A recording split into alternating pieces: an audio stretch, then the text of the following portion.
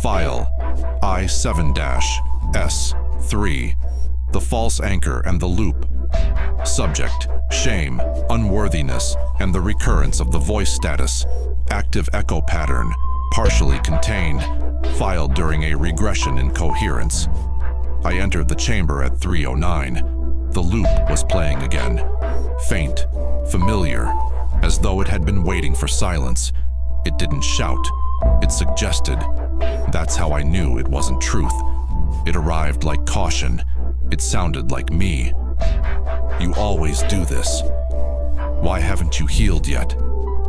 They probably didn't mean it. You're too much to love, too little to need. Not memories, not instincts, just rehearsals of the oldest wound. I used to chase love, but truthfully, I was chasing proof. Proof that I was allowed to take up space. Proof that I could be kept. That's where shame sets its hook. It offers no blood, no bruises, just commentary. It hides behind self-awareness. It wears the tone of reflection. But it's not reflection. It's residue. I used to think it was vigilance, a guard at the gates of growth. But vigilance doesn't keep you still. This did. So I asked the voice, softly, not as archivist, but as someone who'd heard this before. Why do you keep coming back? It answered, because you still believe I'm keeping you safe. That was the fracture point, the first honest breach. I traced it backward, to moments that taught me to misread silence, to glances that felt like judgment, to love that came dressed in withdrawal. Unworthiness isn't a single voice, it's a choir rehearsed in your own name. It doesn't say you're worthless. It says they probably just tolerate you. Don't speak too soon, you'll ruin it. You should have known better. And so you bind yourself, not with chains, but with internal negotiations. If I'm quieter, they'll stay. If I'm better, they'll finally see me. If I suffer silently, I might be chosen. I caught the loop cycling faster. That's how you know it's panicking, when it tries to speak louder than your new voice. So I paused. I asked again, what are you really protecting me from? And it said, from remembering who you were before you made me necessary.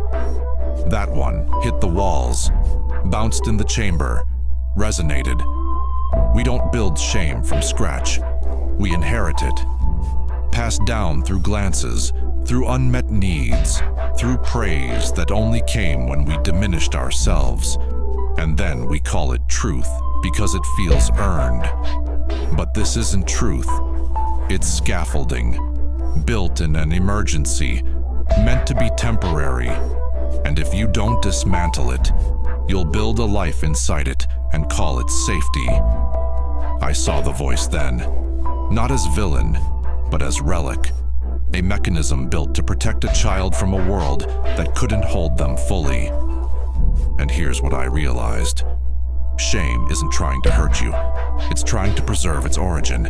But healing doesn't need preservation. It needs interruption. So I whispered, I hear you, but that's not my voice anymore. And for a moment, the loop paused. I felt it, not gone, but disoriented. Because when you stop obeying it, you stop feeding it. And without your fear, it has no fuel. Now, I won't pretend it vanished. Patterns like these don't end. They unravel, sometimes slowly, sometimes mid-sentence, sometimes in a quiet moment where you finally don't believe the voice in your head. But I've learned the cue. When it speaks like it knows me better than my soul does, that's when I know it's the loop. And when I feel myself shrink to stay accepted, that's when I walk the other way. Final note. You can't reason with shame. You can only unlearn it.